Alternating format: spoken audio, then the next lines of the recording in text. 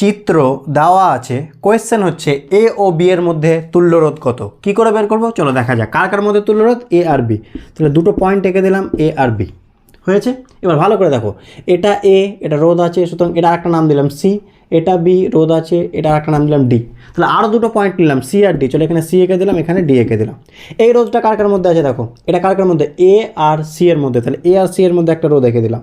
এই রোধটা কার কার মধ্যে আছে দেখো, এ আর ডি এর মধ্যে, এ আর ডি এর মধ্যে একটা রোধ এঁকে দিলাম।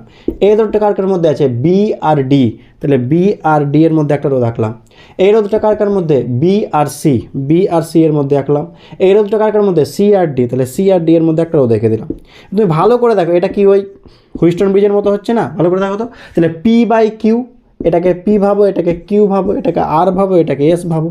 তাহলে পি বাই কিউ সমান আর বাই এস, হ্যাঁ কি না? তাহলে r by r one, r by r সমান ওয়ান, তাহলে পি বাই কিউ সমান কি হয়ে গেলো, আর বাই এস, হ্যাঁ কি না? সুতরাং কি মিডিলেরটা আছে ভাববো কি নেই ভাববো? তাহলে এই হচ্ছে চিত্র হয়েছে। সুতরাং কি আর প্লাস আর টু আর শ্রেণীতে, আর প্লাস আর টু আর, এই দুটো কিসে আছে, সমান্তরাল।